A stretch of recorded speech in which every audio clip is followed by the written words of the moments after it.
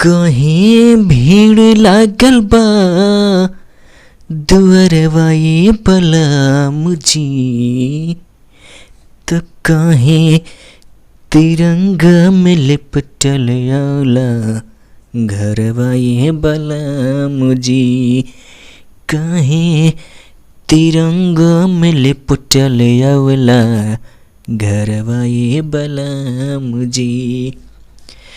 दोस्तों, स्वागत करते हैं इसी प्यारे से बीर रस की कविता के साथ में। और आज हम लोग देखते हैं अगले पद को, जो कि सूरदास जी की रचना से है। और पद कुछ इस प्रकार से है कि मैं अपनी सब गाय चरई हूँ। कहते हैं कि मैं अपनी सब गाय चरई हूँ, प्रात होत बल के संग जई हूँ, तेरे कहे न रही हूँ। ग्वाल बाल गायन के भीतर न कहूँ डर नहीं लागत, आवाज न सोओ नंद दुहाई रहन रहे गो जागत। और ग्वाल सब गाय चरई हैं, मैं घर बैठे रही हूँ, असुर शाम तुम सोई रहे हो, अब प्रात जान में दई हूँ। बहुत ही बढ़िया बाल लीला का यह पद सूरदास जी ने अपनी लेखनी से उतारा है। और कहा क्या है कि जब भगवान श्री कृष्ण छोटे थे तो उस समय वो अपनी माँ से जो जिद करते हैं, उन्हीं जिद के बारे में यहाँ पे बताया गया है कि किस तरीके से वो जिद करते हैं। तो इसकी व्याख्या करें इसके पहले देख लेते हैं इनमें कुछ जो शब्द हैं उन शब्दों के अर्थ को। जैसे एक शब्द आया हुआ है जई हूँ, जिसका मतलब होता है जाऊंगा। दूसरा है गायन, गायन का मतलब होता है कि गायों की। नए कहूँ का मतलब कि थोड़ा सा भी या जरा सा भी। असोई रहो का मतलब कि सो जाओ। अजान मैं दई हूँ का मतलब कि मैं जाने देंगे या जाने दूंगी। तो ये कुछ शब्दार्थ थे जो आपकी मदद करेंगे इस पूरी की पूरी व्याख्या को समझने में। अब बात कर लेते हैं इसके संदर्भ की। तो लास्ट वीडियो में मैंने आपको समझा दिया था कि उस पूरे पाठ के लिए संदर्भ एक जैसा ही होने वाला है। अगर आपने लास्ट वीडियो नहीं देखा है तो प्लेलिस्ट को जाकर के जरूर चेकआउट कीजिएगा और उस लास्ट वाली वीडियो को जरूर देखिएगा। अब बात कर लेते हैं इस पद के प्रसंग की, कि इस पद में जो प्रसंग निकल के आ रहा है वो प्रसंग क्या है। तो इस पद में बालक श्री कृष्ण की माता यशोदा से किए जा रहे स्वाभाविक बाल हठ का वर्णन किया गया है। एकदम एक लाइन का प्रसंग है कि बालक श्री कृष्ण के द्वारा अपनी माँ से जो बाल हठ किया जा रहा है उसी का वर्णन किया गया है। अब चलिए इसकी व्याख्या को देख लेते हैं, एक बार अपने तरीके से समझते हैं, फिर जो मैंने लिखा हुआ है उसे हम लोग देखेंगे। तो सूरदास जी कहते हैं कि भगवान श्री कृष्ण अपनी माँ से कहते हैं, यानी माता यशोदा जी से कहते हैं, माँ मैं अपनी गायों को चराने जाऊंगा। कबीर जी कैसे कहते हैं कि मैं अपनी सब गाय चराई हूं, हे माँ मैं अपनी सभी गायों को चराने जाऊंगा। अब प्रात होत बल के संग जई हूं, तेरे कहे न रही हूं। कहते प्रातः होते यानी कि सुबह होते ही मैं बल यानी कि बलराम भैया के साथ में चला जाऊंगा गायों को चराने के लिए। तेरे कहने से मैं घर पे नहीं रुकूंगा। बात को समझिएगा, तेरे कहने का मतलब यहाँ कि एक छोटा सा बच्चा अपनी माँ से जिद कर रहा है, अपनी माँ से हट कर रहा है, तो कुछ ऐसे ही बात को करेगा और आपको ऐसे ही व्याख्या में लिखना भी है। आगे कहते हैं कि ग्वाल बाल गायन के भीतर न कहूँ डर नहीं लागत। कहते हे माँ, ग्वाल बाल यानी कि गोकुल के सभी बच्चों और गायों के बीच में मुझे जरा सा भी डर नहीं लगता है। फिर आगे हट करते हुए कहते हैं कि आज न सोओ नंद दुहाई रहन रहे गो जागत। कहते हैं मैं नंद बाबा की सौगंध, सो का मतलब होता है सौगंध यानी कि कसम खा के कहता हूं कि मैं सोऊंगा नहीं। रैन, रैन का मतलब कि पूरी रात रहेंगो, जागत का मतलब कि मैं जागता रहूंगा। और ग्वाल सब गाय चरई हैं, मैं घर बैठे रही हूँ। कहते हैं कि हे माँ, और ग्वाल यानी कि गोकुल के और सभी बच्चे अपनी गायों को चराने जाएंगे और मैं घर कैसे बैठा रहूंगा, यानी कि हे माँ मैं भी गाय चराने के लिए जाऊंगा। जब इस तरीके की हठ, इस तरीके का जिद भगवान श्री कृष्ण माता यशोदा से कहते हैं तो माँ यशोदा कहती हैं कि सूर्य शाम तुम सोई रहे हो, अब प्रात जान में दई हूँ। सूरदास जी कहते हैं कि माँ यशोदा बाल कृष्ण को समझाते हुए कहते हैं कि हे श्याम अब तुम सो जाओ, सुबह मैं तुम्हें गायों को चराने के लिए जाने दूंगी। बहुत ही बढ़िया प्रसंग इस पूरे के पूरे पद से निकल करके आया। आई होप कितने से आपको बातें क्लियर हो गई होंगी और किसी भी तरीके से कोई दिक्कत आपको नहीं होगी। लेकिन एक बार फिर से इसकी जो व्याख्या हमने लिखा हुआ है उसे हम देख लेते हैं। तो व्याख्या इस प्रकार से लिखेंगे, जो बच्चे अभी नहीं समझ पाए हैं अब इस लाइन से समझिएगा कि श्री कृष्ण अपनी माता यशोदा से हट करते हुए कहते हैं कि हे माता, मैं अपनी सब गायों को चराने के लिए वन में जाऊंगा, यानी कि जंगल में जाऊंगा। प्रातः होते ही मैं अपने बड़े भाई बल यानी कि बलराम के साथ में गायों को चराने के लिए चला जाऊंगा और तुम्हारे रोकने पर भी मैं नहीं रुकूंगा। मुझे ग्वाल बाल यानी कि गोकुल के बच्चों और गायों के बीच में रहते हुए जरा सा भी भय यानी कि डर नहीं लगता है। मैं नंद बाबा की कसम खा करके कहता हूँ कि आज रात्रि में सोऊंगा नहीं, यानी कि रात भर मैं नहीं सोऊंगा। दोस्तों होता क्या था कि जब भगवान श्री कृष्ण बच्चे थे और सो जाते थे तो सुबह उठने में देर हो जाती थी। बाकी के सभी गोकुल के बच्चे गायों को लेकर चले जाते थे और वो घर पे ही रह जाते थे। तो इसीलिए अपनी माँ से कहते हैं कि हे माँ, आज रात भर मैं नहीं सोऊंगा, रात भर पूरी रात मैं जागता रहूंगा। कहीं ऐसा ना हो कि सवेरा होने पर मेरी आंखें न खुले और मैं गाय चराने के लिए न जा सकूं, सभी बच्चे अपनी गायों को लेकर के चले जाएं। ये माता, ऐसा कभी हो नहीं सकता कि सभी ग्वाले यानी कि सभी गोकुल के बच्चे गायों को चराने के लिए चले जाएं और मैं अकेला घर पे बैठा रहूं। तो सूरदास जी कहते हैं कि बालक श्री कृष्ण की इस तरीके की बात को सुन करके माता यशोदा उनसे कहती है कि हे मेरे लाल श्याम, अब तुम निश्चिंत होकर के सो जाओ। प्रातः काल यानी कि सुबह मैं तुम्हें गायों को चराने के लिए अवश्य जाने दूंगी।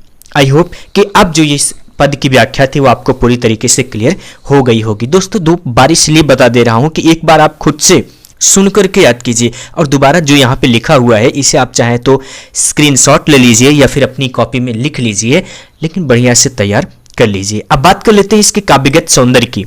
इसमें काव्यगत सौंदर्य कौन कौन सा है?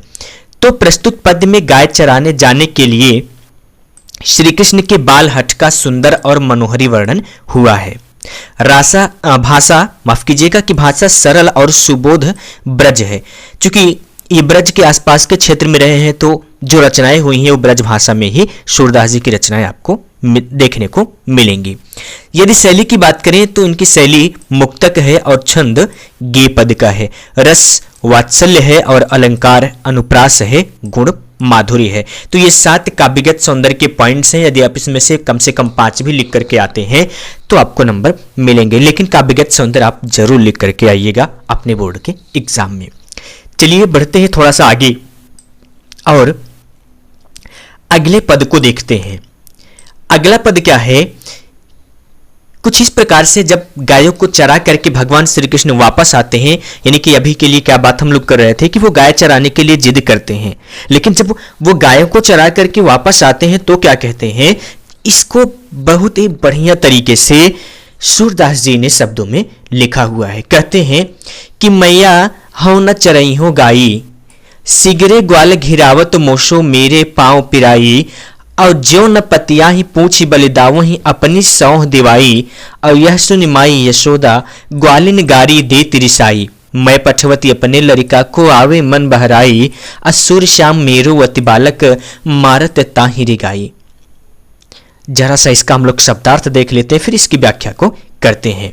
हाउ का मतलब मैं, हाउ का मतलब क्या होता है? मैं। दोस्तों याद रखना कि ब्रज भाषा है, ब्रज भाषा में हाउ और उसको शुद्ध हिंदी में कहते हैं मैं। सिगरे का मतलब होता है संपूर्ण, पिराई का मतलब होता है दर्द करने लगता है यानी कि पीड़ा देने लगता है। पत्याही का मतलब यदि विश्वास नहीं है यानी कि विश्वास तो से कहते हैं पत्याही। सौहे का मतलब कि कसम दे करके, सौगंध दे करके। रिसाई का मतलब कि गुस्सा होती है। पठवत का मतलब कि भेजती हूँ। रिगाई का मतलब कि दौड़ा दौड़ा कर। ठीक, तो ये हो गया इसका शब्दार्थ। अब शब्दार्थ के बाद में जरा सा इसका प्रसंग भी देख लेते हैं फ्रेंड्स कि इस पद का प्रसंग क्या निकल करके आ रहा है। तो प्रसंग है कि इस पद में श्री कृष्ण माता यशोदा से ग्वाल बालों की शिकायत करते हुए कह रहे हैं कि वे अब गाय चराने के लिए नहीं जाएंगे। दोस्तों एक बच्चे की बात कल्पना कीजिए, एक छोटा सा बच्चा जो भी चीज देखता है वो जिद करता है, लेकिन जब परेशान हो जाता है तो फिर से उसे न करने की जिद करता है। वही भगवान श्री कृष्ण अपनी बाल लीला में कर रहे हैं। कहते हैं कि मैया हौ न चरई हो गाई, हे माता मैं अपनी गायों को चराने के लिए नहीं जाऊंगा। पहली लाइन का क्या व्याख्या होती है कि हे माँ मैं अपनी गायों को चराने के लिए नहीं जाऊंगा। सिगरे ग्वाल घिरावत मोशो मेरे पांव पिराई। कहते हैं कि गोकुल के सभी बच्चे मुझसे ही सभी गायों को गिराते, का मतलब कि इकट्ठा कराते हैं, एक जगह पे कराते हैं। तो जब हम अब थोड़ा सा समझिए कि गायों को चराने के लिए छोड़ते हैं तो उन्हें देखना पड़ता है कि कहीं वो दूर न चले जाए या किसी फसल को नुकसान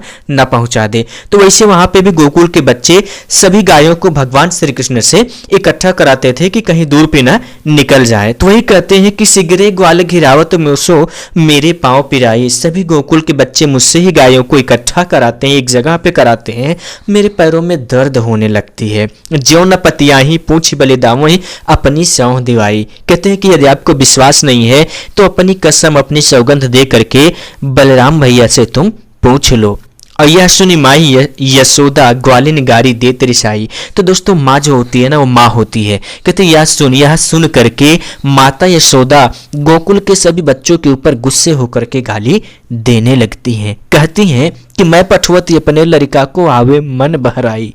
कहती हैं कि मैं अपने बच्चे को, अपने बेटे को इसलिए भेजती हूँ आप लोगों के साथ में कि ताकि वो अपने मन को वहाँ पे बहलाए, वहाँ पे जाए तो उसका मन बहल जाए। लेकिन सूर्य श्याम मेरो वति बालक मारत ताहि रिगाई। सूरदास जी कहते हैं कि माता यशोदा गुस्से में कह रही हैं कि मेरे नन्हे से बालक को ये सभी लोग दौड़ा दौड़ा करके मारत, यानी कि मार डाल रहे, अर्थात कि परेशान कर दे रहे हैं। आई होप कि ये जो पद था इसकी व्याख्या आपको समझ में आ गई होगी। अब चलिए इसको बाय सेंटेंस देख लेते हैं कि किस तरीके से आपको लिखना है। तो स्वभाव के अनुरूप श्री कृष्ण माता यशोदा से कहते हैं कि हे माता, मैं अपनी गायों को चराने नहीं जाऊंगा। सभी ग्वाले मुझसे ही अपनी गायों को घेरने के लिए कहते हैं। इधर से उधर दौड़ते दौड़ते मेरे पैरों में पीड़ा होने लगती है। यदि तुम्हें मेरी बात का विश्वास ना हो तो बलराम को अपनी सौगंध दिला करके पूछ लो। यह सुनकर के माता यशोदा ग्वाल बालों यानी कि गोकुल के बच्चों के ऊपर क्रोध करती और उन्हें गाली देती हैं। सूरदास जी कहते हैं कि माता यशोदा कह रही हैं कि मैं तो अपने पुत्र को केवल मन बहलाने के लिए वन यानी कि जंगल में भेजती हूँ और ये ग्वाल बाल उसे इधर उधर दौड़ा दौड़ा करके परेशान करते रहते हैं। दोस्तों यदि वीडियो पसंद आ रही हो तो इसे लाइक जरूर कर दीजिएगा और अपने फ्रेंड्स के बीच में शेयर करना न भूलिएगा। इसके काव्यगत सौंदर्य को देख लेते हैं। और काव्यगत सौंदर्य है कि प्रस्तुत पद में बालक कृष्ण की दुख भरी शिकायत और माता यशोदा का ममता प्रेरित क्रोध दोनों का बहुत ही स्वाभाविक चित्रण किया गया है। निश्चित ही सूरदास जी बाल मनोविज्ञान को जानने वाले कवि हैं। जिस तरीके से उन्होंने इस रचना को लिखा हुआ है, यदि इसको थोड़ा सा समझोगे तो समझ में आएगा कि एक बचपने की इस तरीके की तस्वीर को खींचना एक कलम के माध्यम से बहुत ही ज्यादा मुश्किल होता है, लेकिन सूरदास जी के लिए काम बड़ा ही आसान था। अगली बात करें, अगला जो पॉइंट है वो भाषा की बात करते हैं। भाषा सरल और स्वाभाविक ब्रज भाषा है, शैली मुक्तक है, छंद गे पद का है, रस वात्सल्य है और शब्द शक्ति अभिधा है। ये 6 काव्यगत सौंदर्य जो इस पद से निकल करके आते हैं। अगले पद की तरफ में बढ़ते हैं।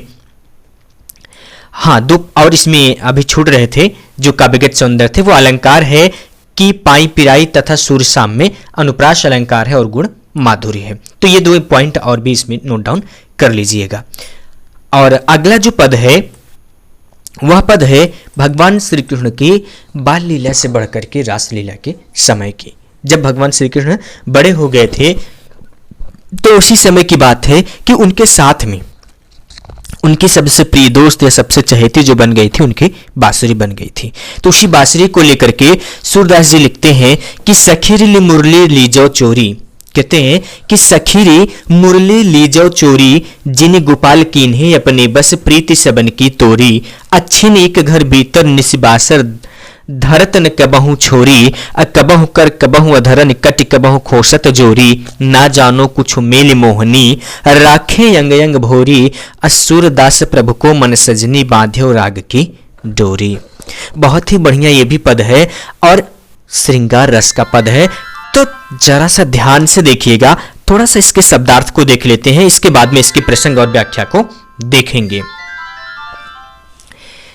तो छिन एक का मतलब होता है एक क्षण, निशिबासर का मतलब होता है दिन रात, कर का मतलब होता है हाथ और कटी का मतलब होता है कमर। खोशत का मतलब कि लगी होती है या रख लेते हैं। मोहनी का मतलब होता है जादू डालने वाली। भोरी का मतलब कि भुलावा। राग का मतलब प्रेम।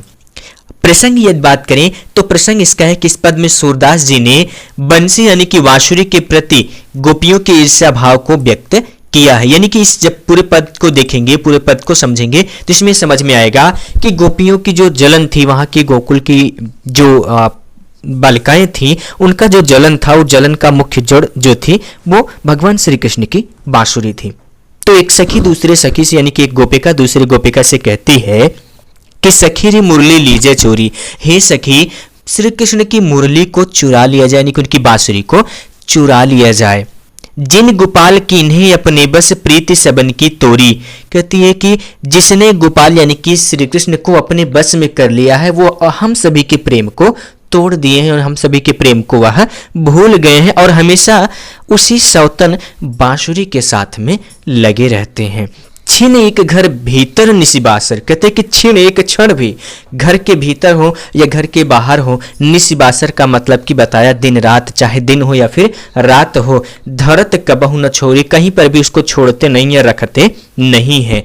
कबहु कर, कभी उसे अपने हाथ में लिए रहते हैं, कबहु अधरन, कभी अपने होठों से लगा लेते हैं, कटी कबहु खोसत जोरी, तो कभी तेजी से अपनी कमर के पास में जो उनकी कमर बंद यानी कि जिसे हम करधनी कहते हैं, करधनी में उसे खोस लेते हैं। ना जाने कछु मिल मोहनी राखे अंग अंग भोरी, तो वह गोपिका कहती है कि यह सौतन बांसुरी ना जाने कुछ जादू टोना सा कर गई है, कुछ जादू डाल दी है भगवान श्री कृष्ण के ऊपर, जो उनके हर एक अंग पे अपना अधिकार जमा रही है। सूरदास जी प्रभु को मन सजनी बांधो राग की डोरी, सूरदास जी कहते हैं कि प्रभु यानी श्री कृष्ण के मन की हे सजनी हे सखी, हर जगह हर एक अंग पे वह अपना डोरा डाल रही है। तो हम सभी गोपिकाओं का क्या होगा, चलिए इसकी व्याख्या को देख लेते हैं बाई लाइन।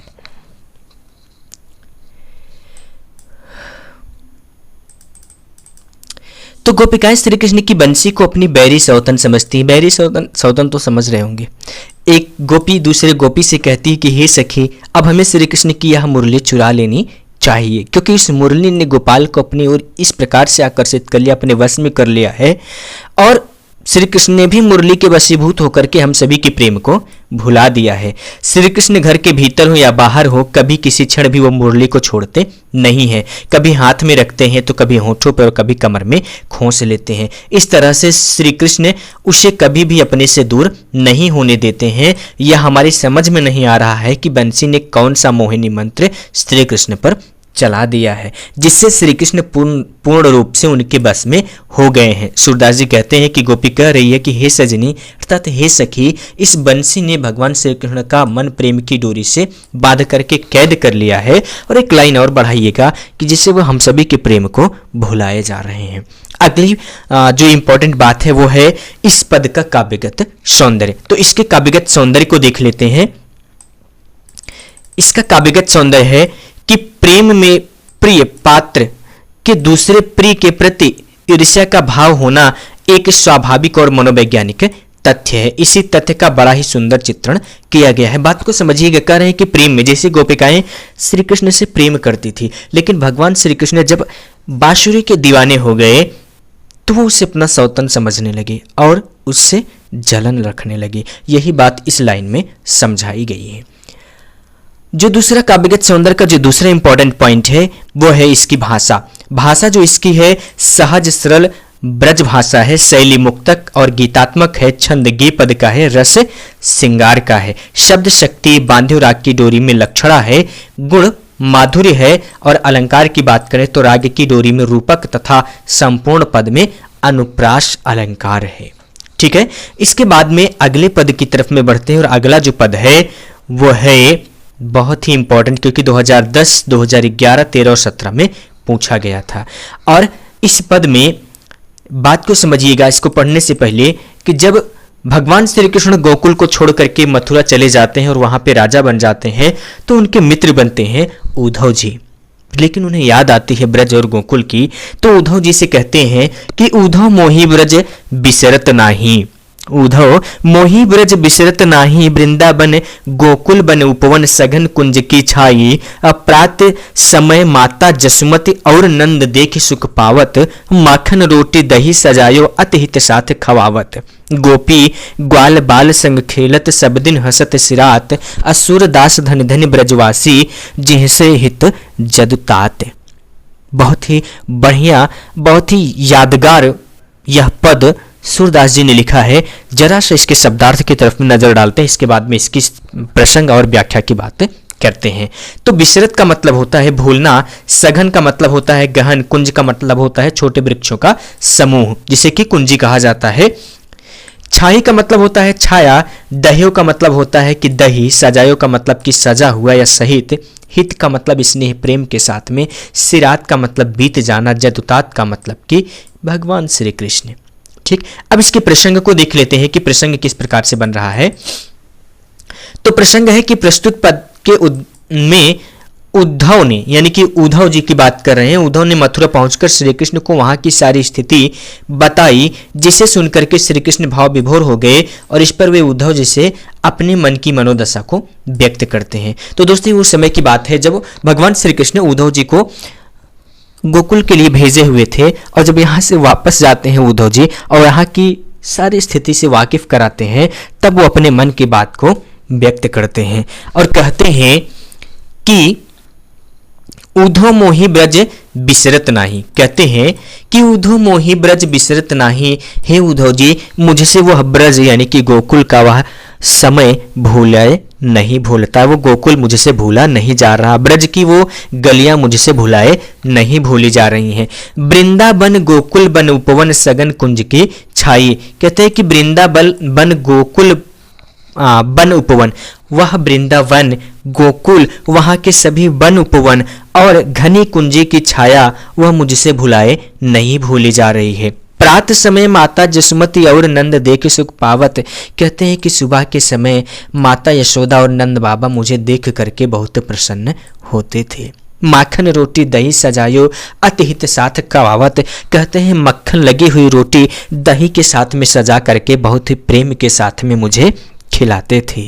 गोपी ग्वाल बाल संग खेलत सब दिन हंसत सिरात। कहते हैं कि गोकुल की सभी गोपियां और गोकुल के बच्चों के साथ में खेलते खेलते पूरा का पूरा दिन बीत जाता था, पता नहीं चलता था। सूरदास धन धन ब्रजवासी जिहसे हित जदुतात।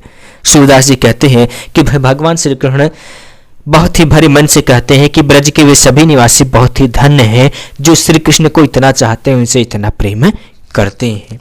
आई होप कि इस पद का जो व्याख्या थी वो आपको समझ में आ गई होगी। जरा सा इसको लाइन बाय लाइन देख लेते हैं कि यदि आपको लिखना होगा तो कैसे आप लिखेंगे। तो कुछ इस प्रकार से लिखा जाएगा कि श्री कृष्ण ने उद्धव से ब्रजवासियों की दीनहीन दशा सुनी और उन्हीं के ध्यान में खो गए। वे उद्धव से कहते हैं कि मैं ब्रज को भूल नहीं पाता हूँ, वृंदावन गोकुल के वन उपवन सभी मुझे याद आते रहते हैं, वहाँ के घने कुंजों की छाया को मैं भूल नहीं पाता हूँ। नंद बाबा और यशोदा मैया को देख करके मुझे जो सुख मिलता था वह मुझे रह रह करके स्मरण हो आता है। मुझे मक्खन रोटी और भली प्रकार से जमाया हुआ दही कितने प्रेम से वह खिलाते थे। ब्रज की गोपियां और गोकुल के सभी बच्चों के साथ में खेलते हुए मेरा सभी का सभी दिन हंसते हुए बीत जाया करता था, पता नहीं चलता था। ये सभी बातें मुझे बहुत याद आती हैं। सूरदास जी कहते हैं कि ब्रजवासियों को धन्य मानते हैं और उनके भाग्य की, सूरदास जी कहते हैं उनके भाग्य की, यानी कि सूरदास जी की कलम से बात हो रही, समझिएगा कि उनके भाग्य की सराहना करते हैं क्योंकि श्री कृष्ण उनके हित की चिंता है और श्री कृष्ण इन सभी ब्रजवासियों को प्रतिक्षण ध्यान करते हैं। बात को समझिएगा, एक भक्त ईश्वर को याद करता है कोई बड़ी बात नहीं है, लेकिन एक ईश्वर जब अपने भक्त को, अपने चाहने वालों को याद करता है तो बहुत बड़ी बात होती है। तो वही सूरदास जी कहते हैं कि ये सभी ब्रज के निवासी धन्य हैं जिन्हें भगवान श्री कृष्ण इतना याद करते हैं और जो भगवान श्री कृष्ण से इतना लगाव रखते, इतना प्रेम करते हैं। चलिए दोस्तों, इसके काव्यगत सौंदर्य को देख लेते हैं और इसी के साथ में आज की इस वीडियो को बस इतना ही रखते हैं। इसके बाद में अगली वीडियो में बाकी के जो पद बच रहे हैं उन्हें हम लोग कवर करेंगे। तो काव्यगत सौंदर्य में पहली बात करें तो श्री कृष्ण का व्यक्तिगत अलौकिक है, किंतु प्रेमवश वह भी प्रियजनों की याद में साधारण मनुष्य की भांति द्रवित हो रहे हैं। क्योंकि भगवान श्री कृष्ण अलौकिक है, लेकिन जब वो प्रेम में पड़ते हैं, प्रियजनों की याद आती है, तो भी एक सामान्य से मनुष्य की भांति भी द्रवित हो उठते हैं। ब्रज की स्मृति उन्हें अत्यधिक भाव विह्वल कर रही है।